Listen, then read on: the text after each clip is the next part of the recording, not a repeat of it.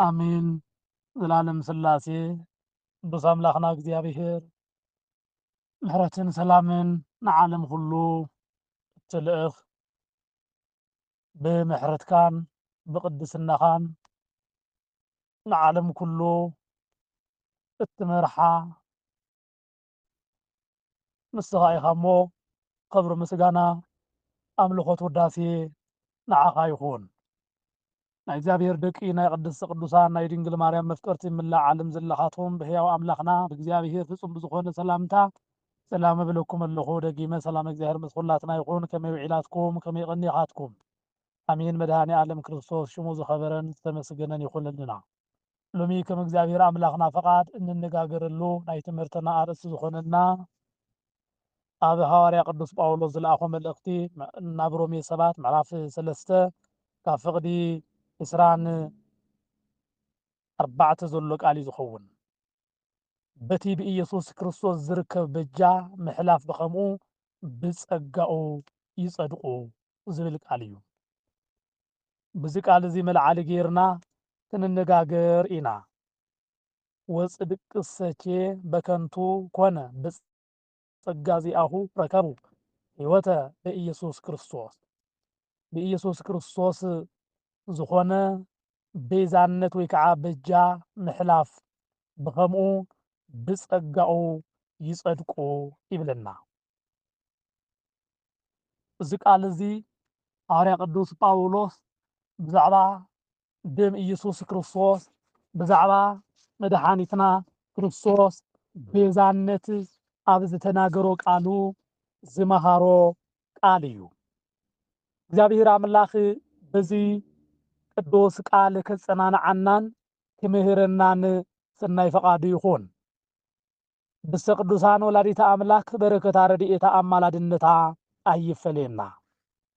እዚ ቃል እዚ ንህይወትና ጠቃሚ ስለዝኾነ እግዚአብሔር ከመይ ገይሩ ከም ዘጽድቕ ከምኡውን ከመይ ገይሩ ከም ዘጽደቐና ዘርኢ ትምህርቲ ስለዝኾነ ልቢ ኢልና ክንሰምዕ ይግባአና እዩ።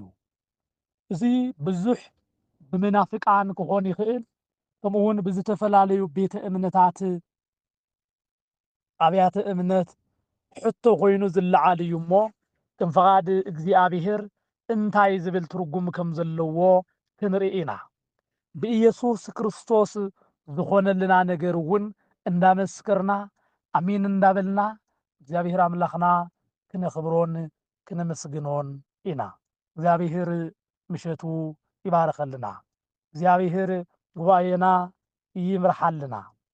በዚ ቃል እዚ ናይ ዓለም ሰባት ሁሉ ተስፋ ረኺቦም ኢየሱስ ክርስቶስ ንዓለም ሁሉ ዝኸፈሎ ክፍሊት እንታይነቱ ተረዲኦም ናይ ዓለም ኃጢአት ዘወገደ መን ምዃኑ ፈሊጦም በቲ ናይ ዓለም ኃጢአት ዘወገደ መድኃኒት ክርስቶስ አሚኖም ክነብሩ ምእንታን ዘኽእል እዩ። እዚ ቃል ዓለም እስካብ ሕዚ ዕረፍቲ ዘይረኸበትሉ ብኢየሱስ ክርስቶስ ምድሓን ስለ ዘይኣመነት እዩ።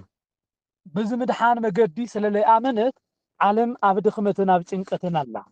ደቂ ሰባት ካብዚ ድኽመትን ጭንቀትን ክወፁ ምእንታን ቅዱስ ጳውሎስ ተኸፈለሎም ክፍሊት ተዋሃቦም ዋጋ ክፈልጡ ስለ ዝግብኦም እዚ ቃል እዚ ተናጊሩ ኣሎ። ብነቢያትን ብሕግን ዝተጻሓፈ ኩሉ እቲ ቃል ዝነበረ ብሕልፈ ቀዲሙ ዝተነግረ ሰባት ሁሉ ኃጢአት ሰሪሖም ስለ ዝነበሩ ሰባት ሁሉ ኣብ በደል ወዲቆም ስለ ዝነበሩ ኣብ መርገም ወዲቆም ስለ ዝነበሩ ካብቲ ዝወደቕዎ መርገም ካብቲ ዝወደቕዎ በደል እግዚአብሔር ዘልዕል ኣምላኽ ምዃኑ እዩ ዝነግረና ማለት እዩ። ናይ ሰባት ካብ በደል ምድሓኖም ካብ መከራ ምውፅኦም እግዚአብሔር እዩ፣ ካሊእ ኣይኮነን። ሎሚ ብነፃነት ኮይንና ንናገሮ ዘሎና ሰላማውያን ኮይንና ስለ ምድሓን ህይወትና ስለ ክርስቶስ ቤዛና እንምስክሮ እንናገሮ ዘሎና ምኽንያት ብኢየሱስ ክርስቶስ ስለ ዝድሓና እዩ። ምድሓኑ ናብ ኩላትና ይለኣኸልና። ነገር ግን ሎሚ እውን እዚ ቃል እዚ ሰሚዖም ተግባራዊ ብዘይምግባሮም ብዘይ ምእማኖም ኣብ ጥፋኣት ጎዳና ዘለዉ ሰባት ከዓ ውሑዳት ይኮኑን። ነዚ ቅዱስ ጳውሎስ ናብ ሮሜ ምእመናን ኣብ ዝለኣኸሉ ሕጂ ግና እቲ ብሕግን ነቢያትን እተመስከረሉ ጽድቂ ኣምላኽ ብዘይ ሕጊ ተገልጸ ይብል። ማለት ጽድቂ ኣምላኽ ብምእማን ብኢየሱስ ክርስቶስ ንዝኣምኑ ኩላቶም እዩ። በዚ ሌላን ጉሌላን የልቦን እሞ ይብለና። ሌላን ጉሌላን የልቦን እሞ ይብለና። እዚ ቃል እዚ ኣይክጠፍኣኩምን እዩ ኢለ ተስፋ ገብር። በአሚን በኢየሱስ ክርስቶስ ከመ በአሚን በኢየሱስ ክርስቶስ ይጸድቁ በሃበ እግዚአብሔር ኩሎሙ እለ ይአምኑ ቦቱ። ንሱ ንዝኣምኑ ኾነ ንዘይኣምኑ እንታይ ማለት እዚ ቀደም ህዝቢ እግዚአብሔር ተባሂሎም ይጽውዑ ዝነበሩ እስራኤላውያን ጥራይ እዮም። ደሓር ግን ግሪካዊ ኾነ ሮማዊ ኾነ አይሁዳዊ ኾነ ኩሉ በኢየሱስ ክርስቶስ ደም ከም ዝጸድቕ እዩ ዝነግረና። ብመን ደም በለና? በኢየሱስ ክርስቶስ ደም ከም ዝጸድቕ ይነግረና ማለት እዩ። ብደም ኢየሱስ ክርስቶስ ጸደቕናሎ ጽድቂ ደኣ እምበር ብበዓልትና ዝጸደቕናዮ ጽድቂ ብበዓልትና ዝነበርናዮ ኣነባብራ ህይወትና እግዚአብሔር ደኣ እምበር ካሊእ ህይወት ከም ዘይብልና ይነግረና ማለት እዩ። ምክንያቱ ንሕና ኣብዛ ዓለም እዚኣ ኣብ ዝነበርናላ ሕጊ ብምስራሕ እንጸድቆ ጽድቂ የለን። ዝኽብል ከሎ ሕጊ ይብላ ዘሎ ንኦሪት እዩ። ወንጌል ምስ መጽኣት ግን ብወንጌል ከይኣመኑ ብኦሪት ዘለዉ ሰባት ክድሕኑ ይክእሉን። እስራኤላውያን አይሁዳውያን ብሕልፊ ብሕጊ ኦሪት ኣብኣ ተቸንኪሮም ዝተረፉ ኣብ ሕጊ ኦሪት ዘለዉ ሎሚ እውን ናይ ምድሓን ክርስቶስ ዘይተቐበሉ ናይ ክርስቶስ ደም ፈሲሱ ከም ዘድሓኖም ዘይኣምኑ ክርስቶስ ኣብ መስቀል ተሰቒሉ ዋጋ ከም ዝኸፈለሎም ዘይኣምኑ ስለ ዘለዉ እዩ። ኣብ ሮማውያን ስብከት ክሰብኽ ከሎ ኣብ አይሁዳውያን ስብከት ክሰብኽ ከሎ መልእኽቱ እውን ክልእኽ ከሎ እዚ ናይ ምድሓን ጉዳይ ናብ ድርድር ዝኣቱ ነገር ከም ዘይኾነ ይነግሮም ማለት እዩ።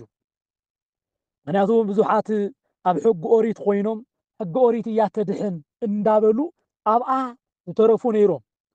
ወንጌል ምስ መጽኣት እውን ኦሪት እያ ተድሕን እንዳበሉ ብኻልእ ባህላ ኢየሱስ ክርስቶስ ኣብ መስቀል ኣይተሰቐለን፣ ኢየሱስ ክርስቶስ ብስጋ ኣይተገልጸን፣ ካብ ሰለስተ ኣካላት እቲ ሓደ ኣካል ብስጋ ተገሊጹ ካብ ድንግል ተወሊዱ ኣየድሓነናን ዝብል ትርጉም እዩ ዘለዎ። በዚ መገዲ ዘለዉ ሰባት እዚኣቶምስ ኣይክድሕኑን እዮም እዩ።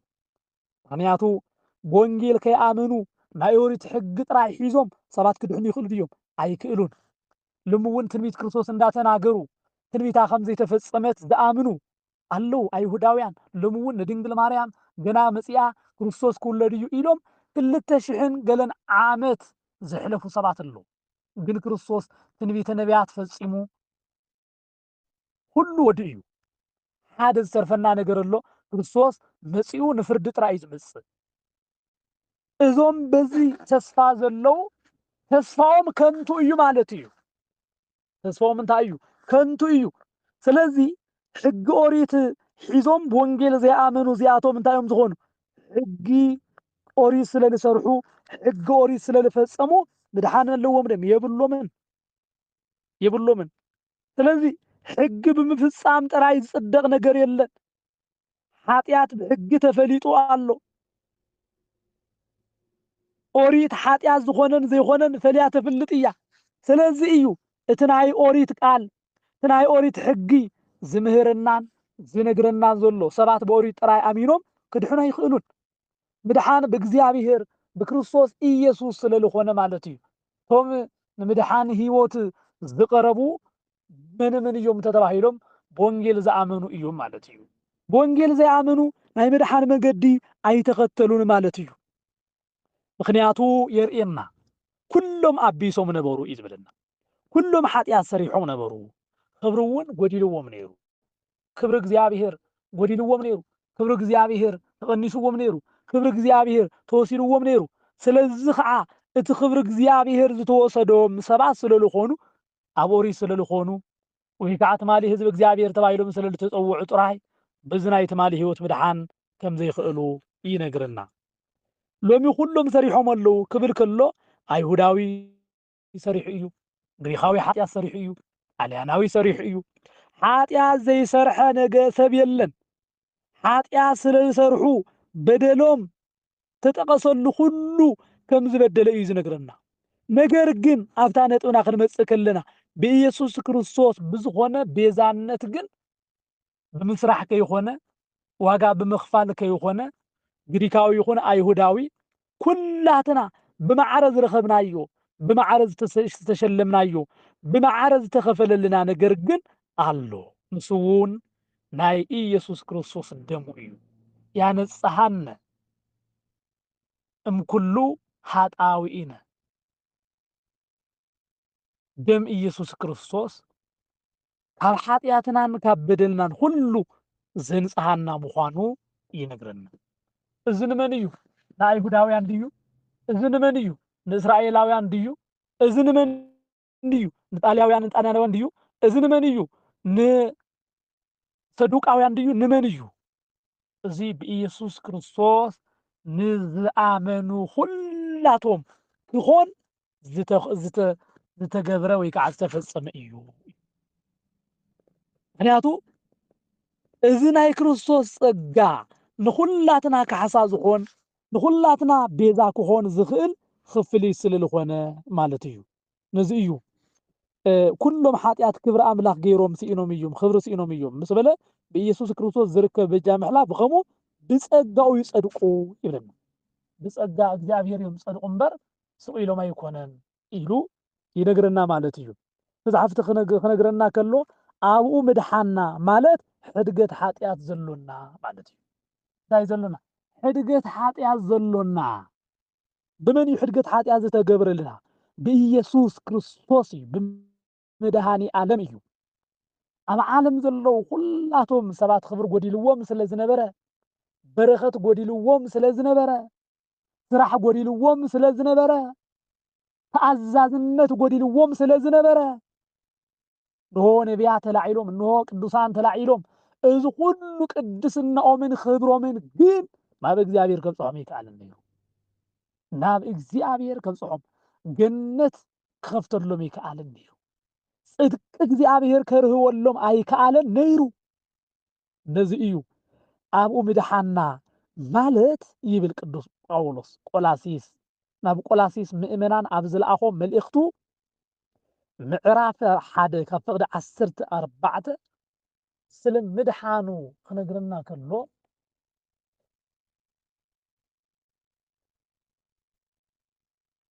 ብዝግባእ ይገልጸልና ማለት እዩ። ብዝግባእ ገይሩ ይገልጸልና ምድሓና ኣብኡ ኢሉ ብዝድሓናዮ መገዲ ዝተገብረልና ነገር ዝተፈጸመልና ህይወት ብኡ ምዃኑ ኣብ ዓለም ዘለዉ ኃጢአቶም ዝተሓደገሎም በደሎም ዝተገደፈሎም ብእግዚአብሔር ደኣ እምበር ብሰብ ኣይኮነን። እግዚአብሔር ንዓይን ንዓኻትኩምን ዝገበረልና ነገር ኣብ ህይወትና ዝፈጸመልና ነገር ሎሚ ናይ ክርስቶስ ተባሂልና ብሽም ኢየሱስ ክርስቶስ ክንጽዋዕ ዝኽኣልናሉ ሓደ ነገር እኮ ብኢየሱስ ክርስቶስ ዝተፈጸመልና ደኣ እምበር ብበዓልትና ብዓቕምና ብንቕሓትና ዝገበርናዮ ነገር ዋላ ሓደ የለን። ኣሎ ድዩ? ሎሚ ብባዕሉ ዝጸደቐ ዋላ ሓደ የለን። ሎሚ ብባዕሉ ናብ እግዚአብሔር ዝቐረበ ዋላ ሓደ የለን። ኣሎ ድዩ? የለን። ኩሉ ናብ እግዚአብሔር ዝቐረበ ብመን እዩ? ብእግዚአብሔር እዩ ናብ እግዚአብሔር ዝቐረበ ማለት እዩ። ብኢየሱስ ክርስቶስ ኢና ናብኡ ቀሪብና ዘሎና ማለት እዩ። እዚ ካሕሳ ወይ ከዓ በጃ ኢሉ ዝነግረና ዘሎ ከዓ ሓደ ጊዜ ኣብ መስቀል ኣብ መልዕልቲ መስቀል ዝተፈጸመ ጉዳይ ምዃኑ ይነግረና ማለት እዩ። ሓደ ጊዜ ኣብ መስቀል ዝተፈጸመ ሓደ ጊዜ ኣብ መስቀል ክርስቶስ ዋጋ ዝኸፈለልና ነገር ምዃኑ ይነግረና ማለት እዩ።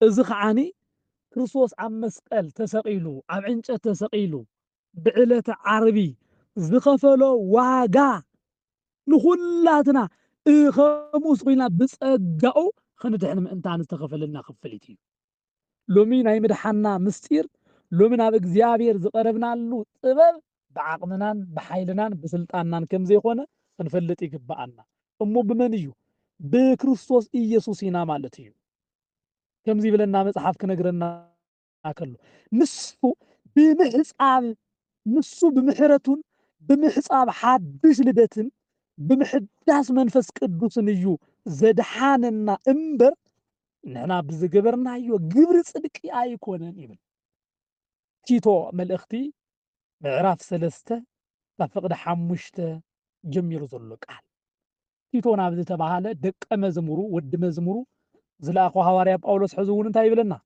نسو بمحرتون بمحصاب حدث لدتن بمحداس منفس قدوسن يو زدحاننا امبر نحنا بزغبرنا يو قبر صدق ايكونن بصدقو صديقنا بمنتاي صديقنا بصدقو صدقا ማለት سئيل زوها ማለት እዩ ጸጋ ማለት ጊፍት ማለት እዩ ጸጋ ማለት ውህብቶ ማለት እዩ ጸጋ ማለት ብነፃ ዝውሃብ ማለት እዩ ብነፃ ንሕና ብዝገበርናዮ ውዕለታ ንሕና ብዝገበርናዮ ቁም ነገር ንሕና ብዝገበርናዮ ፍሉይ ነገር ከይኾነስ ስቕ ኢሉ ብነፃ ማለት እዩ ብነፃ ዝተዋሃበና ነዚ እዩ ብጸጋኡ ጸዲቕና ብተስፋ ናይ ዘለዓለም ህይወት ወረስቲ ምእንቲ ክንኸውንሲ بمدحانينا إيسوس كريستوس جيرو المنفس قدوس عف لعلنا عفزحو عفصص خبر مسجانا مدحاني عالم يخون هو زلو قاليو سلام زهب قاليو زعرف قاليو زصدق قاليو كابد خامنا كله سلام زهبنا ايو لو بنحنا ندكمو زلونا لو بنحنا نጨነቀሉ زلونا عالم እኮ ተራ ነገር እዩ ከንቱ ነገር እኮ እዩ ዝጭነቀና ነገር عالم سلالي هابتنا عالم سلازي يترفنا عالم سلازي يدحانتنا عالم سلازي خبرتنا عالم ببزح خبري سلازي ملالستنا عالم سلازي تراقوتنا عالم سلالي تأمنا عالم بزح دخم سلالي جات أمنا نحزن سبات لنا أي تحزنوا تدرى الأولك زي أبيهر لبخوم أي خفؤه ገጽኹም አይጸምሉ ዓቢ ውህብቶ አሎና ንሱውን በመድኃኔ ዓለም በኢየሱስ ክርስቶስ ዝኾነልና ብመንፈስ ቅዱስ ኣብ ልዕሌና ኣብዝሑ ኣፍሰሰ እዩ ዝብል ዓለም ሃብቲ ስለዚ ፍሰሰትልና ንጭነቕ ወገናተይ ናይ ኢየሱስ ክርስቶስ ውህብቶ መንፈስ ቅዱስ ኣብ ልዕሌና ስለልፈሰሰ ደኣ ደስ ይበልኩም ኣብ ልዕሌና ጸጋ እግዚአብሔር ስለልበዝሐ ተሓጎሱ موجس እግዚአብሔር ኣብ ልዕሌና ስለልተገብረ ተሓጎሱ ደስ ይበልኩም ዘይውሰድ ጸጋ ማንም ክነጥቃና ዘይኽእል ዓለም ዝሃበትና ነገር ባዕላ ተወስዶ እያ እግዚአብሔር ዝሃበና ጸጋ ግን ማንም አይወስዶን ጸጋ ናይ እግዚአብሔር ጸጋ ማንም ክህበና ዘይክእል ወለድና ክህቡና ዘይክእሉ ሰበስልጣናት ክህቡና ዘይክእሉ ዓለም ክትህበና ዘይትኽእል ዓቢ ጸጋ እዩ እግዚአብሔር ዝሃበና እዚ ጸጋ እዚ አይሁዳዊ ስለልኾነ ሮማዊ ስለልኾነ ጸሊም ስለልኾነ ጻዕዳ ስለልኾነ ብቻ ብዝተፈላለየ ሕብርን መልክዕን ቁመናን ፍልጠትን ዘይተለክዐ ውህብቶ ከምኡ ስቂሉ ብነፃ ሰባት ብምዃንና ብሽም እግዚአብሔር ብምትእምማንና ንዑ ክንኽተል ፈቃደኛታት ብምዃንና ጥራይ ዝወሃበና ጸጋ እዩ ዝወሃበና ጸጋ እዚ ጸጋ እዚ ንኢየሱስ ክርስቶስ እንከይ ተራሕሊፎም ንሰቐልዎ እንከይ ተረፈ ዝተዋሃበ እዩ እዚ ጸጋ እዚ አይሁዳውያን ስቅሎ ኢሎም ይሰቐል ኢሎም ዝሰቐልዎ አይሁዳውያን ንዕኦም እንከይ ተረፈ ኣብ መስቀል ሰቂሎም ጎኑ ብኩናት ዝወግኡ እንከይ ተረፈ ብድሕሪትን ቅድሚትን እንዳጎተቱ ኣሲሮም ከምኡውን በቲ ዝኽኣልዎ ዓቕሞም ብዕለተ ዓርቢ እንዳደብደብዎ ገጹ ብደም እስካዕ ዝእለኽ መከራ ስቃይ ንክቕበል ንዝገበርዎ ነቶም ክፉኣት ወታሃደራት እንከይተረፈ ነቶም ጽልኢት ዓንቶም ዝተዓወረ ኣይሁዳውያን እንከይተረፈ ዝተወሃበ ጸጋ እዩ። ነዚ እዩ ቅዱስ ጳውሎስ ካብቶም ናይ ጥፍኣት ሰባት ሓደ ዝነበረ ክምለስ ከሎ ብጸጋኡ ክኣምን ከሎ ብደሙ ክሽፈን ከሎ ናይ ክብሪ ሰብ ዝገበሩ እግዚአብሔር ሎሚ ኣብ ሓጢኣት እንተኾንና ሎሚ ኣብ ሞት ከተማ እንተኾንና ሎሚ ብኢየሱስ ክርስቶስ ዋላ ዘይኣመንና እንተኾንና ነገር ግን ልቦናና ካብዛ ሕጂ ሰዓት ናብ እግዚአብሔር እንተመጺና እግዚአብሔር ሞገስ እግዚአብሔር ጸጋ እግዚአብሔር ብርሃን እግዚአብሔር ብደሙ ክሽፍንና ፈቃደኛ እዩ ፈቃደኛ እዩ። ስለዚህ ንሕና ኣነ ንስኻትኩምን ብክርስቶስ ክርስቲያን ተባሂልና ብሽሙ ተፀዊዕና ብክብሩ ተሸፊና ዘሎና ንሕና ብሰራሕናዩ ድዩ ብዝወፃናሉ ብዝወረድናሉ ብዝደኸምና ኣይኮነን ብደሙ እዩ። ስለዚ እዩ ናብ ቲቶስ ዝለኣኸ መልእኽቲ ብምሕረቱ ብምሕፃብ ሓድሽ ልደት ብምሕዳስ መንፈስ ቅዱስ እዩ ዘድሓነና እምበር ንሕና ብዝገበርናዮ ግብሪ ጽድቂ ኣይኮነን ብጸጋው ጸዲቕና ብተስፋ ናይ ዘለኣለም ህይወት ወረስቲ ምእንቲ ክንኸውንስ በመድሓኒና ኢየሱስ ክርስቶስ ገይሩ መንፈስ ቅዱስ ኣብ ልዕሊና ኣብዚሑ ኣፍሰሶ መንፈስ ቅዱስ ኣብ ልዕሊና ኣብዚሑ ስለለፍሰሶ እግዚአብሔር መንፈስ ቅዱስ ሎሚ ናይ እግዚአብሔር ደቂ ናይ ክርስቶስ ደቂ ብሽም ክርስቶስ ተባሃልኩም ክርስቲያን ተባሂልና ተፀዋዕናሉ ምክንያቱ እዚ እዩ ማለት እዩ። ስለዚ ክርስቶስ ብዝሰርሖ ቤዛነት ክርስቶስ ብዝኸፈሎ ዋጋ ክፍሊት ንሕና ብክብሪ ንነብር ኣለና።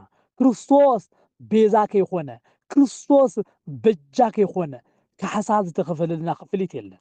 ንሱ ኣብ መስቀል ተዘይስቀል ነይሩ እሱ ሰማያዊ ጸጋ ሰማያዊ ዋጋ ከውህብ ዝኽእል ዋጋ ተዘይኸፈለልና ነይሩ ኣነ ንስኻትኩም ሎሚ እውን ባርያታት ተባሂልና ክንፅዋዕ ነር ኣዳም ገብሩ ለዲያብሎስ ሔዋን ኣመቱ ለዲያብሎስ ተባሂሎም ከም ዝተፀውዑ ሎሚ እውን ብኡ ቁፅፅር ወይ ከዓ በዚ ሓሳብ እዚ ምነበርና ግን እግዚአብሔር ደሙ ብምፍሳስ ኣድዒንና ምስጋና ንመድሃኒ ኣለን ክብሪ ንመድሃኒ ኣለን ጸጋኡ ዘልበሳና ሞገሱ ዝዓድልና ካብ ጥፍኣት ዘድሓንና ብጸጋኡ ዘድሓንና ብምሕረቱ ዘኽበረና ስራሕ ሓሊና ከይኾነስ ከም ዝሰርሑ ሰባት ናይ ክብሪ ሰባት ዝገበረና ክብሪ ጎዲልና ዝነበረ ብምልኣት ክብሪ ዝሸፈነና ናይ ጸጋ ብዝሓት ናይ መንፈስ ቅዱስ ጸጋ ኣብ ልዕሌና ዘፍሰሰልና መድሃኒ ዓለም ክብሪ ምስጋና ይኹን መድሃኒ ዓለም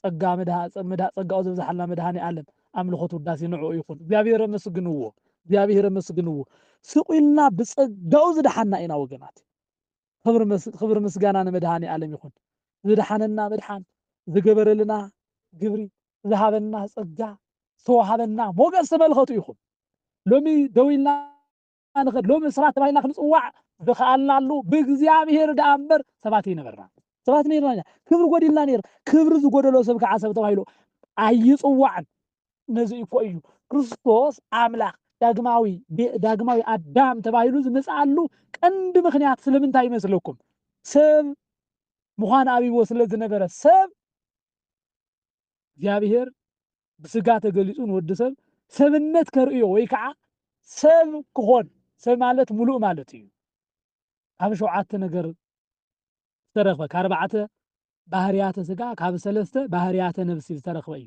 ኣዳም ግን ብክብሩ ጎዲሉ ስለ ዝነበረ ዳግማይ ኣዳም ተባሂሉ ፍጹም ሰብ ኮይኑ መፀ ፍጹም ሰብ ስለዚ ክርስቶስ ኣምላኽ ሰብ ኮይኑ ዝመፅኣሉ ምክንያት ንዓና ሰብ ክገብረና እዩ ሎሚ ሰባት ኢና ኢልና ንባዕልትና ብምልኣትን ብክብርን ንፅውዕ ዘሎና እግዚአብሔር ሰብ ስለዝገበረና እዩ ሰብነትና ተዋሪዱ ኣብ ዝነበረ እዋን ሰብነትና ዝወረደሉ ውርደት ከይተፀየፈ ቁስልናን ሕማምናን ብሓጢኣት ዝሓመምናዮ ሕማምና ከይተሰከፈ መድሃኒ ዓለም ሰብ ዝገበረና ክብሪ ምስጋና ንዕኡ ይኹን ሎሚ እኮ ካብ ስጋ ሰብነት እንኳ ወሪድና ክንርእዩና ከለው ሰባት ይነዓዓቁናን ይዋርዱናን ሰባት ክብርና ይጸልእዎ ሰባት ሕማምና ይጸልእዎ ሰባት በደልና ግብርና ይጸልእዎ እግዚአብሔር ግን ኣይተጸየፈና እግዚአብሔር ግን ኣይጸልአናን እግዚአብሔር ግን ኣይተቀየመናን ቅዳስ በክብሪ መጺኡ ካብ በደልና ካብ ውርደትና ካብ ሞትና ድሓነና ክብሪ ምስጋና ንዕኡ ይኹን ብሓቂ ከመይ ዝበለ ኣምላኽ እዩ ንኃጢአተኛ ዘይጽየፍ ኣምላኽ ንበደለኛ ዘይጽየፍ ኣምላኽ ከም ፍቁራን ከም ሰናይ ገበርቲ ገይሩ ዝቕበል ከመይ ዝበለ ኣምላኽ እዩ ግብርና ንምልከቶ ናይ ባዕልትና ግብሪ ከመይ ዝበለ ግብሪ እዩ ዘሎና ኣይኮነን መድኃኒ ዓለም እቲ ግብርና ኩሉ ንዝፈልጥ ኣብ ልቦናና ሓሳባትናን ከይተረፈን ዝፈልጥ ኣይኮነን ግብርና ንሰብ ይጥዕም ዶ ሓሳብና ንሰብ ይምችው ዶ ግን እግዚአብሔር ምዝ ሁሉ ውድቀትናን ምዝ ሁሉ ውርደትናን ዝተቀበለና ናተይ እናታትኩም ንመድኃኒ ዓለም ክብሪ ምስጋና ንዑ ይኹን ብኡ ቤዛነት ዝድሓና ጽድቂ ሰማያዊ ዝተሸለምና ንሕና ኢና መን ስለለሃበና እግዚአብሔር ስለለሃበና ስለዚ ብጸጋው ኢና ድሒና ክንብል ከለና እቲ ዝቀደመ በደልና እቲ ጥንተ አብሶና ጥንተ በደልና ቡርሲ ከታተልና ዝነበረ ናይ ውርደት ሰባት ተባሂልና ክንጽዋዕ የገድደና ዝነበረ ናይ አዳም በደል ናይ አዳም ኃጢአት ብክርስቶስ ተወጊዱልና እዩ እዚ ማለት ግን ኃጢአት እንዳስራሕካ ምንባር ማለት ይኮነን ዓያሹ አለው ልቢ ሃቦ መድኃኒ ዓለም ልቢ ሃቦም ክርስቶስ ደአምበር በቃ ክርስቶስ አድሒንኒ እዩ ብጸጋ የድሒነ ዘለኹ እንዳበሉ ጾም ዘይፈልጡ ምጽዋት ዘይፈልጡ ስግደት ዘይፈልጡ አለው እሞ እዚአቶም ወገናትና ሰባት ስለዝኾኑ ነዚአቶም እውን ከይተረፈ እዩ ዝሞተ መድኃኒ ዓለም እሞ ናብ ሰብነት ይመልሰልና እዚ ብጸጋ ድሒን ካለኻ ብጸጋ ድሒንኩም ኣለኹም ዝብል ዘሎ ዋጋ ቃል ግን ካብ ዋጋ ታሕቲ ከይንገብሮ ትሕቲ ዋጋ ከይነውዕሎ ክንጥንቅቕ ይግባአና እዚ ክበሃል ከሎ ትማሊ ካብ ዝነበረ በደልን ጥፍኣትን ብደሞ ድሒንና ኣሎ ጽድቂ ሰራሕካ ይሰራሕካ ምድሓን ካብ ዘይነበረሉ ዘመን አላቅቅና ኣሎ ማለት ደአምበር ሎሚ እውን ኃጢአትን በደልን እንዳሰራሕካ ንበር ማለት ግን ይኮነን ሎሚ ኣብ ኃጢአት ዕንደራ ንበር ማለት ይኮነን በቃ ብጸጋ ድሒን ኣለኹ ጾም የድልየንን ኃጢአት ኣባ ይሰርሕን ማለት ግን ኣይኮነን እዚ ተዝኾን ደኣ ክርስቶስ ጾይሙ ጾም ኣይመርአየናን ነይሩ ሰጊዱ ስግደት ኣይመርአየናን ነይሩ ሰናይ ስራሕ ገይሩ ሰናይ ስራሕ ክንገብር ኣይመነገረና ነይሩ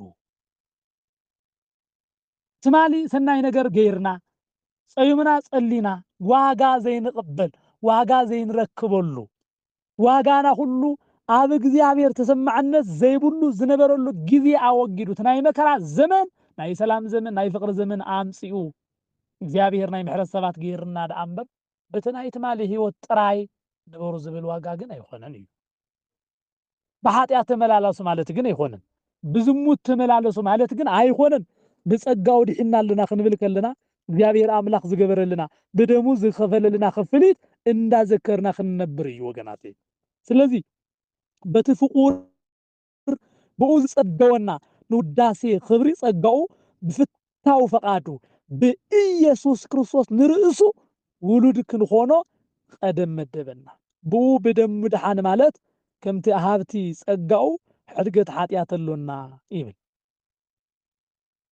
ስለዚህ እምባርስ ሕጂ በደሙ ምስ ጸደቅና ደኣ ክንደይ ካብ ቁጣዓ ብኡ ኣዚና ዘይንድሕን በደሙ ካብ ቁጣዓ ሰባት ምዃን ዘድሓነና አምላኽ እንዳዘከርና እንዳመስከርና ክንነብር ከም ዝግባአና መጽሓፊ ይነግረና ኣሎ ስለዚህ ቀዳማይ ጢሞቴዎስ ምዕራፍ 2 ካብ ፍቅሪ 6 እንታይ ይብልና ብግዚኡ ንዝኸውን ምስክር ንሱ ኣብ ክንዲ ሁሉ ክኸውን ኢሉ ኣብ ክንዲ ክንደይ ኣብ ክንዲ ሁሉ ተመልከቱ ኣብ ክንዲ ሁሉ ክኸውን ኢሉ ነፍሱ በጃሃበ እዩ ዝብለና እንታይ ሃበ በጃሃበ ነፍሱ በጃሂቡ ዘድሓንና መድኃኒ ዓለም ክርስቶስ ክብሪ ምስጋና ንዕኡ ይኹንልና ስለዚህ አምላክና ክርስቶስ በጥምቀት በማየ ገቦ ጥምቀት ድሒና ናይ ልደት ክርስቶስ ልደት አምላክ ልደት እግዚአብሔር ረኺብና ናይ ዘላለም ጽድቂ ናይ ዘላለም መንግስት ክንወርስ ነሆ ይነግረና ኣለሞ በዚ ክብሩ ክንመላለስ እግዚአብሔር ይርዳአና ይሓግዘና ብኡ ዝተኾነ ዝተወሃበና ሰማያዊ ጸጋ እዙይ ካብ ኃጢአት ዘለቃቀና መድኃኒ ዓለም ስለልኾነ መንግሥተ ሰማያት ክነአቱ ዕድል ዝሃበና ምዃኑ ተረዲእና በታ መንግሥተ ሰማያት እተእቱ ዕድል ክልምናለስ ይግባአና። እዙይ ሐሳብ ንምጥቕላል ዝኣክል እግዚአብሔር አድሓንና ክንብል ከለና ዕድሉ ሃበና ማለት እዩ። ተጠሚቕና ውልድነት ረኺብና መንግሥተ ሰማያት እናኣትወሉ ዕድል ሃበና ማለት እዩ። መንግሥተ ሰማያት ኣይተኸፈተትን፣ ገነት ጥራይ ተኸፈተት። ገሃነመ እሳትን መንግሥተ ሰማያትን ኣይተኸፍታን። ስለዚ ናብ ገነት መሊሱና ንመንግሥተ ሰማያት ከዓ ኣዳሊና ኣሎ ማለት እዩ። ንመንግሥተ ሰማያት እንዳለወሉ መገዲ ከዓ እንታይ እዩ? ጽድቂ ብምስራሕ እዩ። ናብ እግዚአብሔር ብምምልላስ እዩ። ስጋውን ደሙን ብምብላዕን ብምስታይን እዩ። ናይ ትሩፋት ስራሕ ብምስራሕ እዩ። ጾም ጸሎት ብምዝውታር እዩ። እዚኣቶም ኩላብ ህይወትና ክንፍጽም ይግባአና። ተጠሚቕና ልደት ምስ ረኸብና ውልድነት ክርስቶስ ምስ ረኸብና ምስቲ ልደትና ምስቲ ክርስቲያን ደቂ ክርስቶስ ኢና ተባሂልና ዝተጸዋዕናሉ ተታሒዙ ክኸድ ዝኽእል ከዓ እንታይ ኣሎ ማለት እዩ? ዓብይ ስራሕ ወይ ከዓ ሰናይ ስራሕ ኣሎ ማለት እዩ። ስለዚ ናይ ድሕነት መገዲ እዚ ምዃኑ ፈሊጥና ብክርስቶስ ኣምላኽና እንረኽበሉ መገዲ ክንመላለስ ይግባአና። በዚ ናይ ጽድቂ ስራሕ በዚ ናይ ጽድቂ ስራሕ ክንመላለሰሉ ንኽእል ህይወት ይዕድልና ይበና ኣሎ ማለት እዩ። ብእምነት ክንጸድቕ ስለ ዝግባአና በቲ ክርስቶስ ደሙ ኣፍሲሱ ስጋኡ ቀሪሱ ዘድሓንና ምድሓን መገዲ ክንመላለስ ምእንታን ኣብ ኦሪት ዘይተረፍና ምዃንና ናይ ጥፍኣት ሰባት ኮይንና ዘይምትራፍና ዘረጋግጸልና ቃል እዩ እሞ በዚ ቃል ኩላትና ክንጸንዕ መድኃኔ ዓለም ይርዳአና። አሜን ኢልና ብስላሴ ዝኣመና ኣብ ስላሴ እምነት የጽንዓና ብሓድነቱን ብሰለስቱነቱን አሜንና ጸኒዕና ዘይተሓልፍ መንግስቱ ክንበቅዕ መድኃኔ ዓለም ይርዳአና። ዝመሃረና ዝመዓደና ናይ ኣቦታትና ኣምላኽ ቅዱስ እግዚአብሔር ሽሙ ዝኸበረን ዝተመስገነን ይኹን። ኣነ